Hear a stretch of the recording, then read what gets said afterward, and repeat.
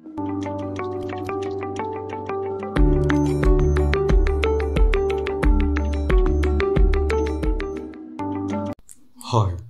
Welcome to Lash class. BA English film സ്റ്റഡീസിലെ എലിപ്പത്തായം എന്ന ചാപ്റ്ററാണ് നമ്മൾ നോക്കുന്നത്. മലയാളത്തിലെ പ്രശസ്ത സംവിധായകനായിട്ടുള്ള അടൂർ ഗോപാലകൃഷ്ണന്റെ സിനിമയാണ്. നമ്മളിവിടെ ആ സിനിമയുടെ പാർട്ട് ബൈ പാർട്ട് സമ്മറിയും അതിലെ ഇമ്പോർട്ടൻ്റ് തീംസ്, സിംബോളിസം എന്നിവയുടെ നോട്ട്സുമാണ് പ്രൊവൈഡ് ചെയ്യുന്നത്. ആദ്യം നമുക്കിതിൻ്റെ സമ്മറി നോക്കാം. The movie starts with Unni, a resident of an old feudal house, screaming that a rat has bitten him. സിനിമയുടെ തുടക്കത്തിൽ നമ്മൾ കാണുന്നത് ഒരു ഓൾഡ് ഫ്യൂഡൽ ഹൗസ് ആണ്. പഴയൊരു മനയാണ്, അത് ക്ഷയിച്ചു തുടങ്ങിയിട്ടുണ്ട്. അവിടെ ഉണ്ണി എന്ന് പറയുന്ന കഥാപാത്രം ഇങ്ങനെ നിലവിളിക്കുകയാണ്. ഒരു എലി അയാളെ കടിച്ചു എന്ന് പറഞ്ഞിട്ടാണ് അയാൾ ഇങ്ങനെ നിലവിളിക്കുന്നത്. അയാളുടെ സഹോദരിമാരുടെ പേരെടുത്തുകൊണ്ടാണ് അയാൾ ഇങ്ങനെ നിലവിളിക്കുന്നത്. അയ്യോ, ഓടി വരണ എന്നെ എലി കടിച്ചു എന്നൊക്കെയാണ് അയാൾ പറയുന്നത്. His sisters Rajamma and Sreedevi search for the rat. Sreedevi later picks up an old rat trap and sets it up. അപ്പോൾ ഇയാളുടെ സഹോദരിമാരായിട്ടുള്ള രാജമ്മയും ശ്രീദേവിയും, രാജമ്മ മൂത്ത സഹോദരിയും ശ്രീദേവി ഇളയ സഹോദരിയും, അവരിങ്ങനെ ഈ എലിയെ അന്വേഷിക്കുന്നുണ്ട്. എലിയൊക്കെ നമ്മൾ കാണുന്നുണ്ട്. അതിനുശേഷം ശ്രീദേവി അവിടെയുള്ള പഴയൊരു എലിക്കണി പൊടി തട്ടിയെടുത്തിട്ട് അതിങ്ങനെ ശരിയാക്കി വെക്കുന്നത് നമ്മൾ കാണുന്നുണ്ട്. പിന്നീട് അതിനുശേഷം ആ എലിയെ പിടിക്കുന്നതും എലിയെ വെള്ളത്തിൽ കൊണ്ടുപോയിട്ട് മുക്കുന്നതും അവിടെ ഒരു കുളത്തിൽ കൊണ്ടുപോയി മുക്കുന്നതൊക്കെ നമ്മൾ കാണുന്നുണ്ട്. Unni is delusional and unwilling to accept changes in social circumstances, which is evident in various scenes. പിന്നീട് വരുന്ന രംഗങ്ങളിൽ ഉണ്ണി എന്ന് പറയുന്ന കഥാപാത്രത്തെ കുറിച്ചിട്ട് നമുക്ക് കൂടുതൽ മനസ്സിലാവുന്നുണ്ട്. സമൂഹത്തിൽ വന്നിട്ടുള്ള മാറ്റം, അതായത് പഴയ ജന്മിത്തമൊക്കെ പോയി എന്നുള്ളൊരു കാര്യം അംഗീകരിക്കാനും മനസ്സിലാക്കാനും തയ്യാറല്ലാത്ത ഒരു കഥാപാത്രമായിട്ടാണ് നമ്മളിവിടെ ഉണ്ണിയെ കാണുന്നത്. In one scene Unni is on his way to a marriage function but returns because he finds water on the road. പിന്നീട് വരുന്ന രംഗത്തിനകത്ത് ഉണ്ണി ഇങ്ങനെ കുളിച്ചൊരുങ്ങി പുതിയ വസ്ത്രമൊക്കെ ധരിച്ചിട്ട് ഒരു വിവാഹ ചടങ്ങിൽ പങ്കെടുക്കാൻ വേണ്ടി പോകുന്നുണ്ട്. പക്ഷെ അയാൾ പുറത്തിറങ്ങി കുറച്ച് നടക്കുമ്പോൾ റോട്ടിൽ വെള്ളം കാണുകയാണ്. അതായത് ഈ മഴ പെയ്യുമ്പോൾ റോട്ടിൽ കുറച്ച് വെള്ളം ഇങ്ങനെ കെട്ടിവെക്കുന്ന പോലെ. അപ്പോൾ ഇയാൾക്ക് ഈ വെള്ളം മറികടന്ന് അങ്ങോട്ട് പോകണമെങ്കിൽ ഇയാളുടെ കാല് നനയും, ചളിയാവും എന്നൊക്കെ പറഞ്ഞുകൊണ്ട് ആ കല്യാണത്തിന് പങ്കെടുക്കാതെ അയാൾ തിരിച്ച് വീട്ടിലേക്ക് വരുന്നതാണ് നമ്മൾ കാണുന്നത്. In another scene, instead of chasing away cow eating their saplings, Unni calls Rajamma to deal with it. പിന്നെയുള്ളൊരു രംഗത്ത് ഉണ്ണി ഇങ്ങനെ ഉമ്മറത്ത് പത്രം വായിച്ചുകൊണ്ടിരിക്കുകയാണ്. ആ സമയത്ത് അലഞ്ഞു തിരിഞ്ഞ് ഒരു പശു വന്നിട്ട് ഇവരുടെ പറമ്പിലുള്ള ചെടികളൊക്കെ തിന്നുന്ന സമയത്ത് ഇയാളതിനെ ആട്ടി ഓടിക്കാൻ നിൽക്കാതെ രാജമ്മയെ അയാൾ വിളിക്കുകയാണ് ചെയ്യുന്നത്. രാജമ്മയെ വിളിച്ചിട്ട് പശുവിനെ കാണിച്ചു കൊടുക്കുന്നു. എന്നിട്ട് രാജമ്മയാണ് ഈ പശുവിനെ അവിടെ നിന്ന് ഓടിക്കുന്നത്. ആ രീതിയിൽ ഈ പഴയ ജന്മിത്തത്തിന്റെ പ്രമാണിത്വമെല്ലാം പോയ കാര്യം അംഗീകരിക്കാനും മനസ്സിലാവാനും തയ്യാറില്ലാത്ത ഒരു കഥാപാത്രമായിട്ടാണ് നമ്മൾ ഉണ്ണിയുടെ കാണുന്നത്. കേശവൻ മാമൻ arrives with a proposal for Rajamma but Unni shows no interest.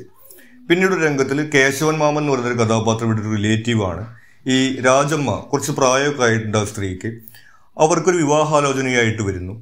ഒരു വിഡോവറുടെയാണ്, അതായത് രണ്ടാം വിവാഹക്കാരന്റെ വിവാഹാലോചനയാണ്. പക്ഷെ ഈ സ്ത്രീയെ സംബന്ധിച്ചിട്ടാണെങ്കിൽ അവർക്കും കുറച്ച് പ്രായമൊക്കെ ആയിട്ടുണ്ട്. അതുകൊണ്ട് വലിയ കുഴപ്പമില്ല എന്നൊക്കെയാണ് ഈ കേശവമാമൻ പറയുന്നത്. പക്ഷെ ഉണ്ണി അതിന് ഒരു താല്പര്യവും കാണിക്കുന്നില്ല. ഇങ്ങനെ രണ്ടാം വിവാഹം കൊണ്ടുവന്നിട്ട് അപമാനിക്കുകയാണെന്ന് പറഞ്ഞിട്ട് കുറച്ച് റൂഡായിട്ടും അയാൾ പെരുമാറുന്നുണ്ട്. It is not the first time he has ignored proposal for her. അങ്ങനെ അവർ നമ്മളുടെ സംഭാഷണത്തിൽ നിന്ന് ആദ്യമായിട്ടല്ല ഈ രാജമ്മയ്ക്ക് വരുന്നൊരു വിവാഹാലോചന ഇയാൾ ഒരു താല്പര്യം കാണിക്കാതെ ഇരിക്കുന്നത് എന്നുള്ള കാര്യം നമ്മൾ മനസ്സിലാക്കുന്നു. അങ്ങനെ ഈ മറ്റുള്ളവരുടെ കാര്യത്തിലോ ചുറ്റുമുള്ള കാര്യങ്ങളിലോ ഒരു താല്പര്യവും ഇല്ലാതെ, ഇങ്ങനെ ഒരു വികാരം ഇല്ലാതെ ജീവിക്കുന്ന ഒരാളായിട്ടാണ് നമ്മൾ ഉണ്ണിയെ ഇവിടെ കാണുന്നത്. Part 2. Unni mainly Eats and sleeps while his sisters mainly Rajamma do all the work. പിന്നീടുള്ള രംഗങ്ങളിൽ നമ്മൾ കാണുന്നത് ഈ ഉണ്ണി എന്ന് പറയുന്ന കഥാപാത്രം ഇയാളിങ്ങനെ ഭക്ഷണം കഴിക്കുക, കിടന്നുറങ്ങുക തുടങ്ങിയിട്ടുള്ളതാണ് അയാളുടെ പ്രധാനമായിട്ടുള്ള കാര്യങ്ങൾ. ഇയാൾ എണ്ണ തേച്ചിട്ടുള്ളൊരു കുളിയുടെ രംഗങ്ങളും നമ്മൾ അതിനകത്ത് കാണുന്നുണ്ട്. അതായത് ഈ എണ്ണ തേച്ചിട്ട് കുളിക്കാൻ വേണ്ടിയിട്ട് ഇയാൾക്ക് വെള്ളം ചൂടാക്കി കൊടുക്കുന്നതൊക്കെ ഇയാളുടെ സഹോദരിയാണ്, പ്രത്യേകിച്ച് രാജമ്മയാണ് ചെയ്യുന്നത്. Sreedevi, who attends a tutorial, has an affair as revealed by her love letter. ഇനി ശ്രീദേവി ഒരു ട്യൂട്ടോറിയലിൽ പഠിക്കാൻ വേണ്ടി പോകുന്നുണ്ട്. അവൾക്കൊരു അഫെയർ ഉണ്ടെന്നുള്ള കാര്യമൊക്കെ നമുക്ക് മനസ്സിലാവുന്നുണ്ട്. അവളുടെ കയ്യിലൊരു ലവ് ലെറ്റർ ഉണ്ട്. അവളൊരു ലവ് ലെറ്റർ എഴുതുകയും വായിക്കുകയൊക്കെ ചെയ്യുന്ന രംഗങ്ങളുണ്ട്. അപ്പോൾ അതിൽ നിന്ന് നമുക്കത് മനസ്സിലാവുന്നു. The Mappila looks after the farming matters out of respect for the family. പിന്നെയുള്ളത് മാപ്പിള എന്ന് പറഞ്ഞൊരു കഥാപാത്രമാണ്, ഒരു ക്രിസ്ത്യൻ കഥാപാത്രമാണ്. അയാളാണ് അവിടെയുള്ള ഈ കൃഷിയും കാര്യങ്ങളൊക്കെ അവർക്ക് നോക്കി നടത്തി കൊടുക്കുന്നത്. അയാൾക്ക് അതിന് ആവശ്യമുണ്ടായിട്ടല്ല, അയാളുടെ മകൻ ഗൾഫിലൊക്കെയാണുള്ളത്. പക്ഷെ പണ്ട് കാലത്ത് അയാളുടെ അച്ഛനൊക്കെ ചെയ്തിരുന്നൊരു കാര്യം എന്നുള്ള രീതിയിൽ ആ കുടുംബത്തോടുള്ള ബഹുമാനം കൊണ്ട് അയാൾ ഇങ്ങനെ അഡ്ജസ്റ്റ് ചെയ്യുന്നു എന്നുള്ളൂ. Thieves steal coconuts from their yard, but Unni remains unconcerned. പിന്നെ വരുന്ന മറ്റൊരു രംഗത്തിൽ ഒരു ദിവസം രാത്രി ഇവരുടെ പറമ്പിലുള്ള തേങ്ങ കള്ളന്മാരിടുന്നുണ്ട്. ആ ശബ്ദം കേട്ടിട്ട് ഈ രാജമ്മയും ശ്രീദേവിയും ഉണ്ണിയെ വന്ന് വിളിക്കുന്നുണ്ട്, കള്ളന്മാരുണ്ട് പോയി നോക്കണം എന്നൊക്കെ പറഞ്ഞിട്ട്. ഉണ്ണി പക്ഷെ അത് അവഗണിക്കുന്നു, കള്ളന്മാരല്ല, അത് വേറെ എന്തെങ്കിലും ആയിരിക്കും, ശബ്ദങ്ങളായിരിക്കും എന്നൊക്കെ പറഞ്ഞുകൊണ്ട് അയാൾ അവിടെ കിടന്ന് ഉറങ്ങുക തന്നെയാണ് ചെയ്യുന്നത്. A woman tries to seduce Unni but he shows no interest. ഇതുകൂടാതെ വേറൊരു സ്ത്രീ കഥാപാത്രത്തെ കൂടി നമ്മൾ കാണുന്നുണ്ട്, ആ നാട്ടിൽ തന്നെയുള്ള ഒരു സ്ത്രീ. അവര് ഈ ഉണ്ണിയെ വശീകരിക്കാൻ വേണ്ടിയിട്ട് ചില ശ്രമങ്ങളൊക്കെ നടത്തുന്നത് കാണുന്നുണ്ട്. പക്ഷേ ഉണ്ണിക്ക് അതിലും ഒരു താല്പര്യം കാണിക്കുന്നതായിട്ട് നമ്മൾ കാണുന്നില്ല. In a symbolic scene, Sreedevi and Rajamma watch a passing aeroplane which Rajamma fails to locate. പിന്നെ ഒരു കുറച്ച് സിംബോളിക് ആയിട്ടുള്ള രംഗത്തിൽ നമ്മൾ കാണുന്നത് ഒരു എയ്റോപ്ലെയിൻ പോകുന്നത് ഇവർ മുറ്റത്ത് നിന്നിട്ട് നോക്കാൻ വേണ്ടി ശ്രമിക്കുന്നുണ്ട്. ശ്രീദേവി അത് കാണുന്നുണ്ട്, പക്ഷെ രാജമ്മയ്ക്ക് അത് എത്ര നോക്കിയില്ല, എവിടെയൊന്നും കാണുന്നില്ല. അപ്പോൾ നമ്മൾ അവിടെ കാണുന്നത് ഈ ശ്രീദേവി എന്ന് പറയുന്ന കഥാപാത്രത്തിന് പുതിയ കാലഘട്ടവും മാറ്റവും കാണാൻ വേണ്ടി കഴിയുന്നുണ്ട്. രാജമ്മ ഇതൊന്നും കാണാൻ കഴിയാതെ ഈ സഹോദരന് ഇങ്ങനെ ജോലികളൊക്കെ ചെയ്തു കൊടുത്തിട്ട് ഇങ്ങനെ ജീവിക്കുന്നതായിട്ടുള്ള ഒരു കാര്യമാണ് അതിന്റെ സിംബോളിസത്തിൽ നമ്മൾ കാണുന്നത്. Part 3. Life continues in a cycle and the elder sister comes with her son to ask for her share. അങ്ങനെ പ്രത്യേകിച്ച് മാറ്റങ്ങളൊന്നും ഇല്ലാതെ ഇവിടുത്തെ കാര്യങ്ങൾ ഇങ്ങനെ തുടർന്നുകൊണ്ടിരിക്കുന്നു. പിന്നീടാണ് ഇവരുടെ മൂത്ത സഹോദരി, അവർ വിവാഹം കഴിഞ്ഞ് പോയിട്ടുള്ള ആളാണ്, അവര് വീട്ടിലേക്ക് വരുന്നത്. ആദ്യം അവരുടെ മകനെയൊക്കെ വീട്ടിലേക്ക് പറഞ്ഞയക്കുന്നുണ്ട്. അതായത് ഇവിടെ ഷെയർ കൊടുത്തിട്ടില്ല, ഭാഗം വെച്ചിട്ടില്ല വീട്ടിനകത്ത്. ഈ ഒരു ഉണ്ണി തന്നെയാണ് ഇതെല്ലാം അനുഭവിക്കുന്നത്. അപ്പോൾ ഈ സഹോദരിക്ക് ഷെയർ വേണം, വീട് ഭാഗം വെക്കണം എന്നുള്ള കാര്യം പറയാൻ വേണ്ടിയിട്ടാണ് മകനെ പറഞ്ഞയച്ചിട്ടുണ്ടായിരിക്കുക. പക്ഷെ ഇയാളത് സമ്മതിക്കില്ല. അങ്ങനെയാണ് ഈ സഹോദരി നേരിട്ട് തന്നെ ഈ വീട്ടിലേക്ക് വരുന്നത്. She stays for a few days but Unni continues to ignore the matter.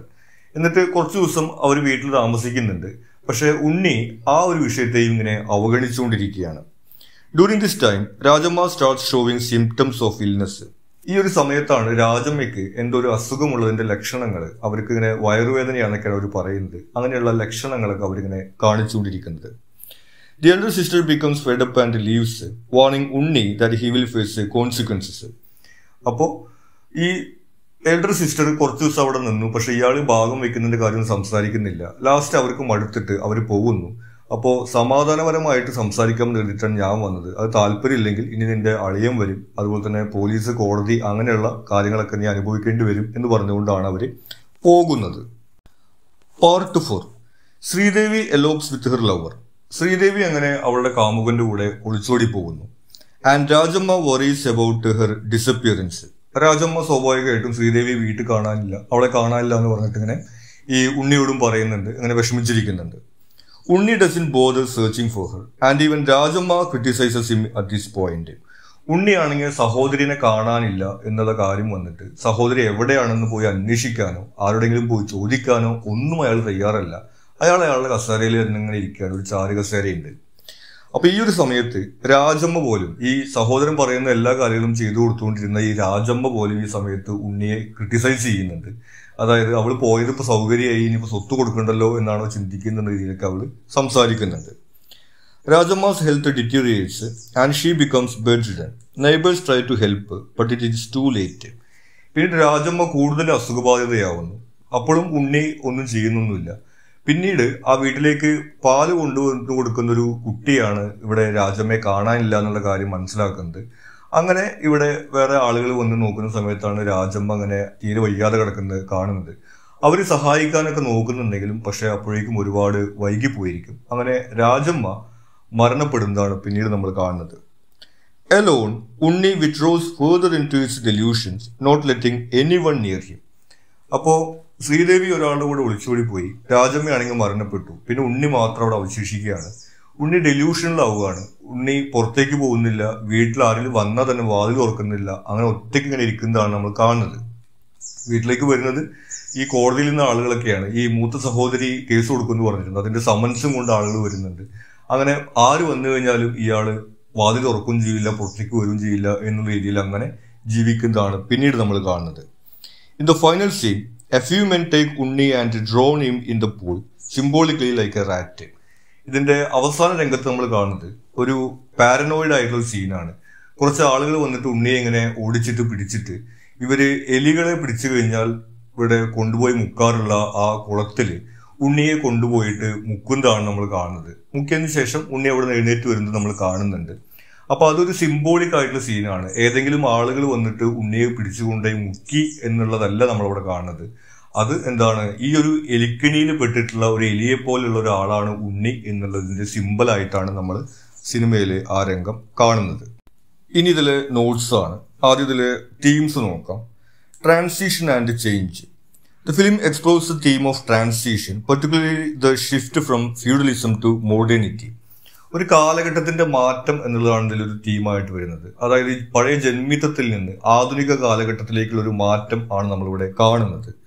ഉണ്ണീസ് character embodies the theme of being stuck in the past and the difficulty of adapting to new realities. ഉണ്ണിയുടെ കഥാപാത്രം ഈ പാസ്റ്റിനകത്ത് ഇങ്ങനെ ഉറച്ചു നിൽക്കുകയാണ്. കാലം മാറിയതും സാഹചര്യങ്ങൾ മാറിയതും ഉൾക്കൊള്ളാൻ കഴിയാത്തതിന്റെ ഒരു സിമ്പിളായിട്ടാണ് നമ്മൾ അയാളെ അവിടെ കാണുന്നത്. Gender and patriarchy.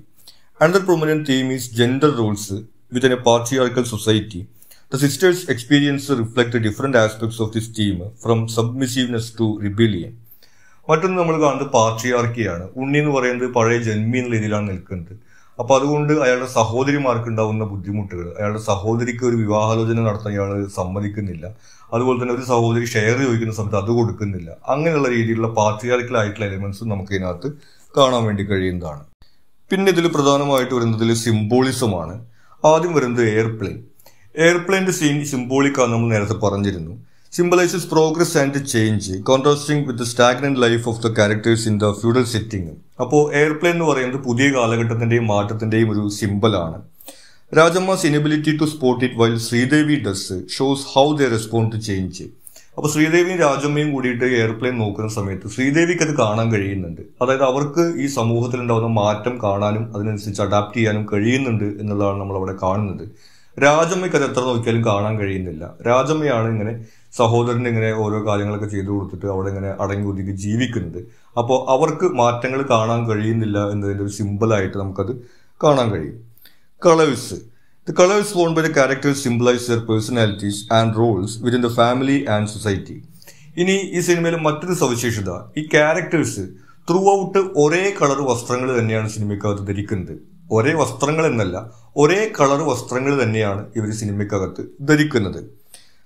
Then blue represents gentleness and submissiveness worn by Rajamma.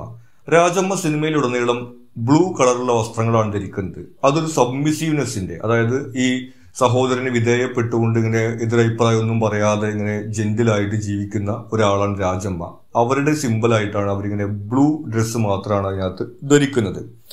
Green symbolises practicality and survival worn by the elder sister. ഇനി ഇവിടെ വരുന്ന എൽഡർ സിസ്റ്റർ, ഈ സ്വത്തിന് അവകാശം ചോദിച്ചുകൊണ്ട് വരുന്ന എൽഡർ സിസ്റ്റർ ഗ്രീൻ ആണ് ധരിക്കുന്നത്.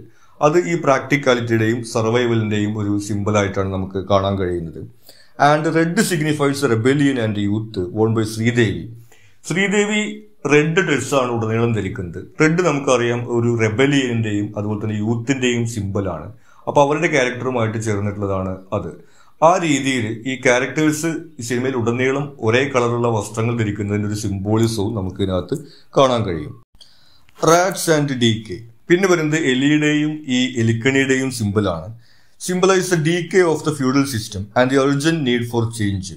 ഈ എലി എന്ന് പറയുന്നത് നമുക്കറിയാം എന്താണ്, അതിനെ ക്ഷയിച്ചുകൊണ്ടിരിക്കുന്ന ഒരു സ്ഥലമാണ് എന്നുള്ളൊരു സിമ്പിളായിട്ടാണ് ആ എലി അവിടെ വരുന്നത്. The rat trap is a simple for the trap the characters find themself in. ഇനി ഈ എലിക്കണി എന്ന് പറയുന്നത് അവിടെയുള്ള കഥാപാത്രങ്ങൾ ഈ ചെന്നുവിട്ടിരിക്കുന്ന അവസ്ഥയാണ്. അതായത് പഴയ കാലത്തിൽ നിന്ന് മോചിതരാകാൻ കഴിയാതെ കിടക്കുന്ന ഈ കഥാപാത്രങ്ങൾ അവർ ഈ എലിക്കണിക്കകത്ത് പെട്ടതുപോലെയാണെന്നുള്ളതാണ് ആ ഒരു സിമ്പിൾ കൊണ്ട് ഉദ്ദേശിക്കുന്നത്. Silence. Silence plays a significant role in Elippathayam, contributing to the film's atmosphere and understanding its themes. മറ്റൊന്ന് സൈലൻസ് ആണ്. അടൂർ ഗോപാലകൃഷ്ണന്റെ സിനിമകൾ പ്രത്യേകിച്ചും തന്നെ അതിലുള്ള ഈ സൈലൻസ് സീക്വൻസുകൾ കൊണ്ട് പ്രശസ്തമായിട്ടുള്ളതാണ്. പല സമയത്തും കഥാപാത്രങ്ങളൊന്നും സംസാരിക്കാതെ പോകുന്ന രംഗങ്ങളൊക്കെ ഉണ്ട്. അപ്പോൾ അതും ആ ഒരു അറ്റ്മോസ്ഫിയറും തീമും മനസ്സിലാക്കാൻ വേണ്ടി നമ്മളെ സഹായിക്കുന്നുണ്ട്. It shows the uncommunicated emotions and inner turmoil of the characters. ആ സൈലൻസിലൂടെ നമുക്ക് കാണാൻ കഴിയുന്നത് ഈ കഥാപാത്രങ്ങളുടെ അൺകമ്മ്യൂണിക്കേറ്റഡ് ഇമോഷൻസ്, അവര് പ്രകടിപ്പിക്കാത്ത വികാരങ്ങളും അവരുടെ മാനസികമായിട്ട് അവരുടെ മനസ്സിനകത്തുള്ള ഈ ഒരു സ്ട്രഗിളിന്റെയും സിമ്പിളായിട്ടാണ് നമുക്ക് ഈ സൈലൻസ് ഈ സിനിമയ്ക്കകത്ത് നിറഞ്ഞിരിക്കുന്നത് കാണാൻ വേണ്ടി കഴിയുന്നത്. ഇത്രയും കാര്യങ്ങളാണ് നമുക്ക് ഈ ചാപ്റ്ററിനകത്ത് ഇമ്പോർട്ടൻ്റ് ആയിട്ട് വരുന്നത്. നിങ്ങൾക്ക് മറ്റെന്തെങ്കിലും സംശയങ്ങളോ സജഷൻസോ ഉണ്ടെങ്കിൽ നിങ്ങൾ കമന്റ് ചെയ്യുക. കൂടാതെ ചാനൽ നിങ്ങൾ സബ്സ്ക്രൈബ് ചെയ്തിട്ടില്ലെങ്കിൽ സബ്സ്ക്രൈബ് ചെയ്യുക. Thank you.